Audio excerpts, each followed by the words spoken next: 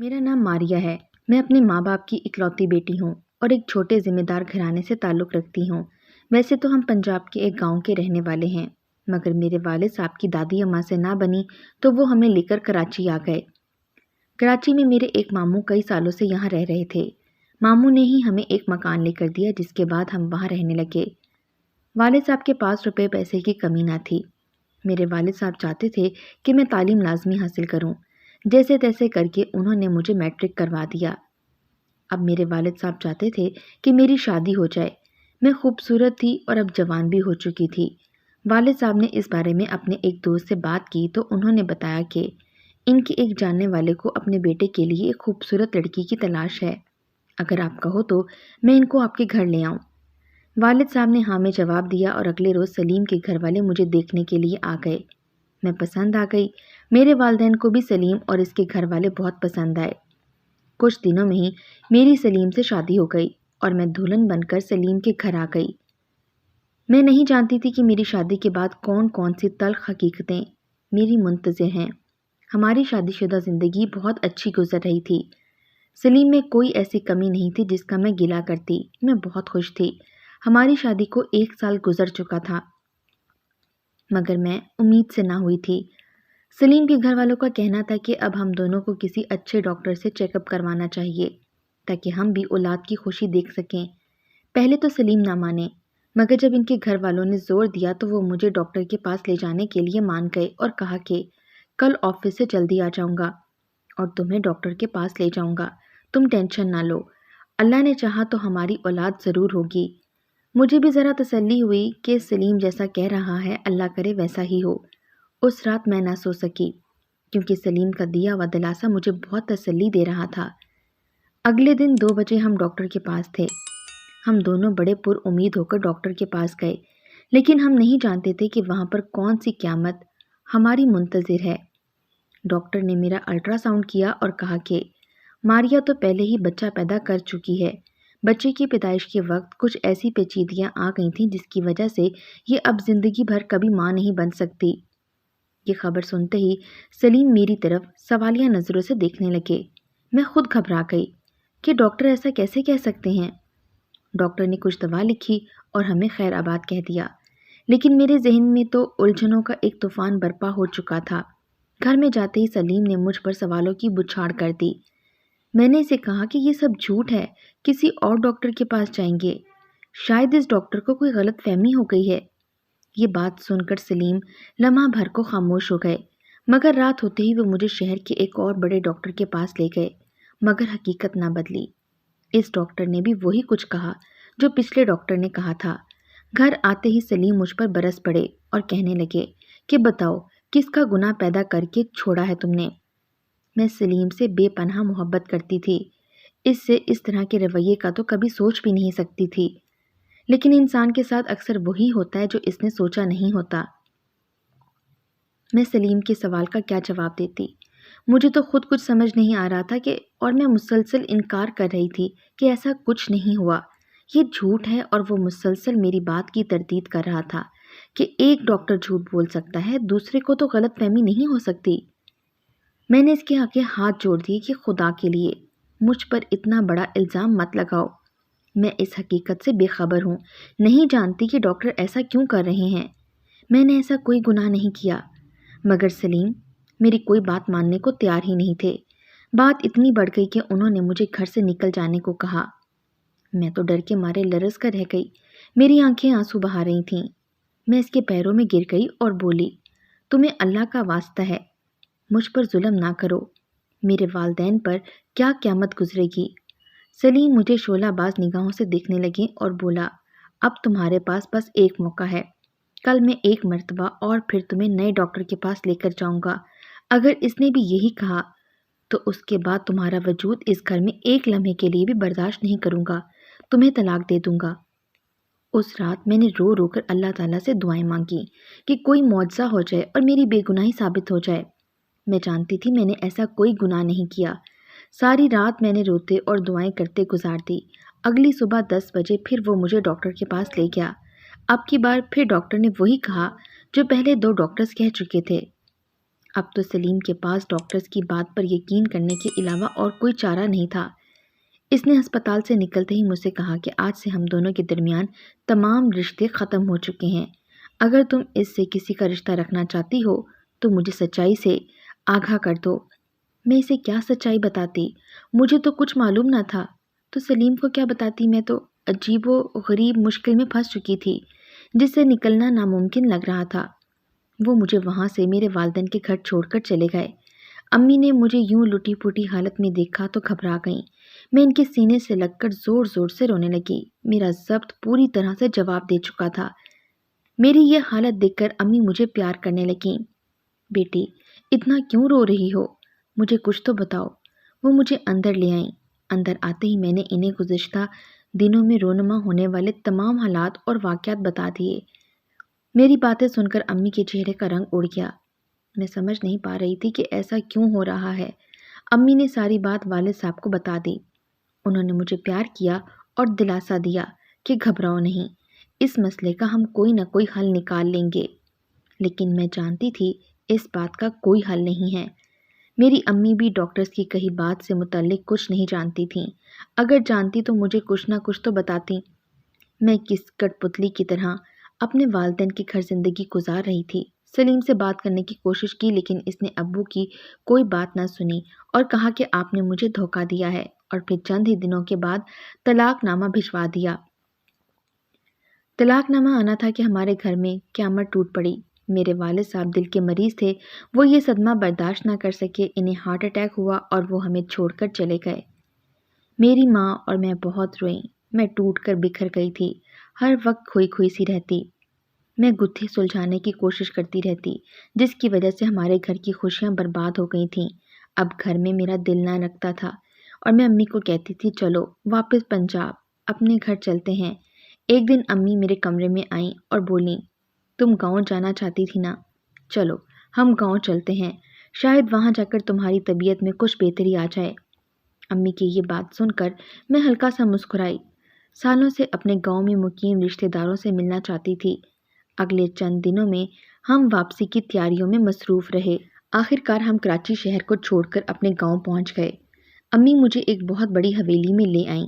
کئی لوگ ہم سے ملنے آئے۔ انہی لوگوں میں سے اچانک ایک 15 سالہ لڑکا آگے آیا اور میرے گلے لگ کر پھوٹ پھوٹ کر رونے لگا۔ ہر کوئی اس کی جانب حیرت سے دیکھ رہا تھا۔ میں خود حیران تھی کہ آخر وہ اس قدر کیوں رو رہا ہے، جیسے اسے کوئی کھوئی ہوئی چیز مل گئی ہو۔ میں نے پیار سے اس کے سر پر ہاتھ پھیرا اور کہا کہ کیا ہو گیا ہے، تم کیوں اتنا رو رہے ہو؟ ہم ابھی آئے ہیں، کون سا کہیں جا رہے ہیں ہم؟ لیکن وہ لڑکا مسلسل روئے جا رہا تھا۔ تھوڑی دیر بعد چاچی نے اسے میرے گلے سے الگ کیا اور مجھے بتایا کہ یہ ان کا لڑکا ہے، بچپن سے اس کا کوئی بہن بھائی نہیں ہے، تمہارے بارے میں اکثر پوچھتا رہتا تھا، تم آج کئی سال بعد گاؤں آئی ہو تو یہ جذباتی ہو گیا ہے۔ مجھے اس لڑکے سے بہت اپنائیت سی ہونے لگی۔ شروع میں مجھے ذرا ہچکچاہٹ ہوتی لیکن وقت کے ساتھ ساتھ میں اپنے پرانے زخموں کو بھولتی جا رہی تھی اور نئی زندگی میں آگے بڑھ رہی تھی۔ اس کا نام انور تھا۔ وہ میرا بہت اچھا دوست بن گیا۔ امی مجھے منع کرتی کہ وہ تمہارا چچا زاد کزن ہے، تم ذرا اس سے دور رہا کرو ورنہ گاؤں کے لوگ الٹی سیدھی باتیں کریں گے۔ میں ان کی بات پر حیران ہوتی کہ وہ کب سے ایسی سوچ رکھنے لگی ہیں۔ میں نے ان کی بات کو نظر انداز کر دیا۔ مجھے تو ایسا لگ رہا تھا کہ میں ان لوگوں سے پہلی مرتبہ ملی ہوں، جبکہ میرا سارا بچپن یہیں پر گزرا تھا۔ وقت کے ساتھ ساتھ انور اور میرا رشتہ مضبوط ہوتا جا رہا تھا۔ وہ پڑھ بھی رہا تھا اور سیکنڈ ٹائم کسی ہاسپٹل میں جاب بھی کر رہا تھا۔ جیسے ہی وہ اپنے کام سے واپس آتا زیادہ تر وقت میرے ساتھ ہی گزارتا۔ ایک دن وہ ہسپتال گیا ہوا تھا۔ میں نے اس کے لیے اپنے ہاتھوں سے مزیدار سی بریانی بنائی۔ میں اتنے دنوں میں اس کی پسند ناپسند جان گئی تھی، لیکن آج بہت کچھ عجیب سا ہوا۔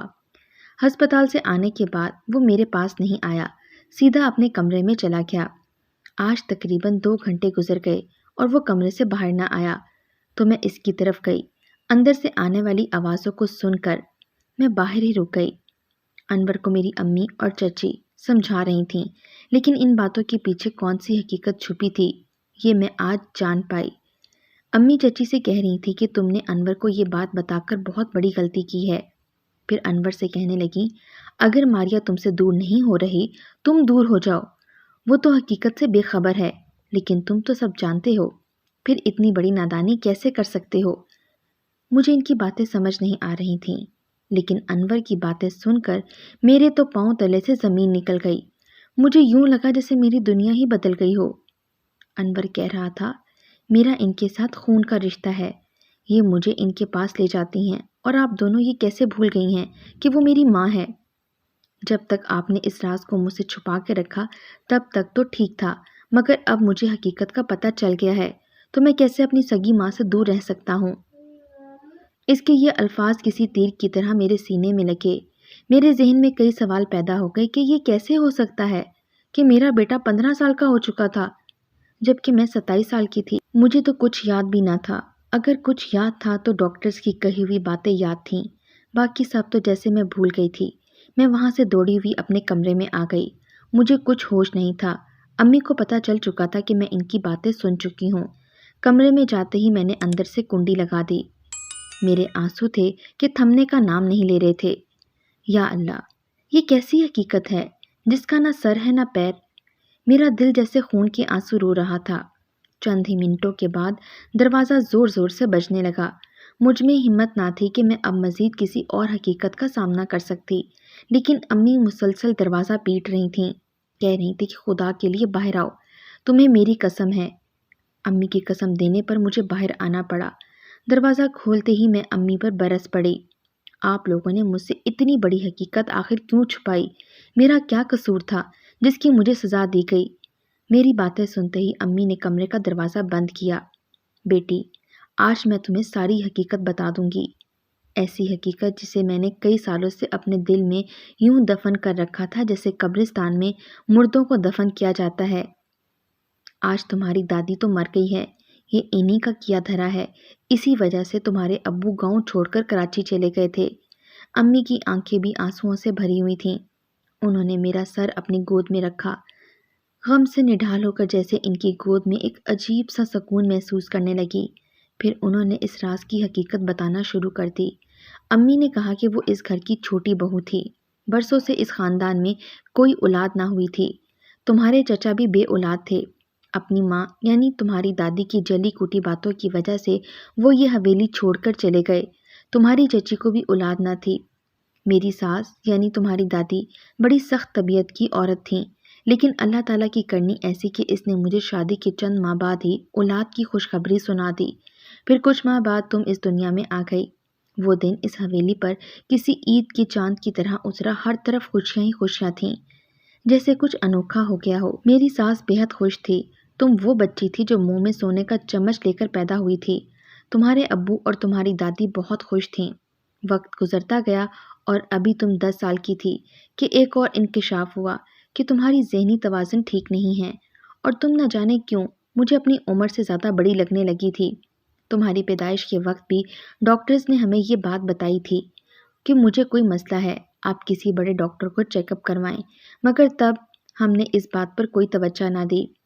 اب میں تمہیں ڈاکٹر کے پاس لے جانا چاہتی تھی، لیکن تمہاری دادی تو کسی اور ہی دنیا میں رہتی تھیں۔ وہ پیروں فقیروں پر بہت یقین رکھتی تھیں۔ انہوں نے مجھے کہا کہ ماریا کو کوئی مرض نہیں ہے، یہ سب تمہاری دیورانی کی وجہ سے ہو رہا ہے، اسے اولاد نہیں ہوئی، اس کی نحوست تمہاری بیٹی پر پڑ رہی ہے۔ مجھے تو لگتا ہے اس نے کوئی تعویذ کر دی ہیں، اس لیے اسے دوا کی نہیں دعا کی ضرورت ہے۔ وہ روز تمہیں کسی نہ کسی پیر بابا کے پاس لے جایا کرتی تھیں۔ اس بات پر مجھے بہت غصہ آتا کہ وہ ایسا کیوں کرتی ہیں۔ مجال ہے کہ وہ عورت اگر کوئی بات میری سن لے۔ میری طبیعت بھی ان دنوں خراب رہتی تھی، مگر پھر بھی میری پوری کوشش ہوتی تھی کہ وہ رک جائیں۔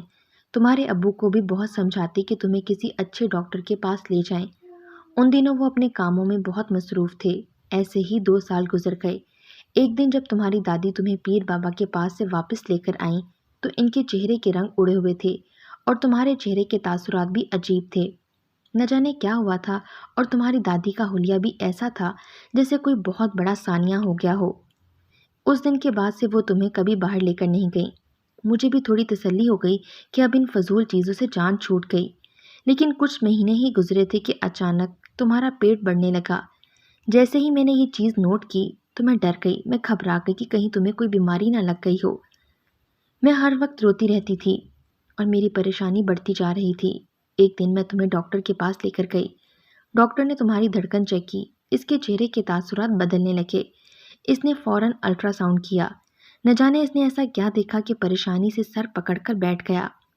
جب میں نے اسے پوچھا کہ آخر ایسا کیا ہوا ہے، وہ اس طرح سے کیوں سر پکڑ کر بیٹھ گئی ہے، تب ڈاکٹر نے مجھ پر ایک ایسی حقیقت آشکار کی جسے سن کر میرے پیروں تلے سے زمین نکل گئی۔ ڈاکٹر نے بتایا کہ یہ 5 ماہ کی حاملہ ہے۔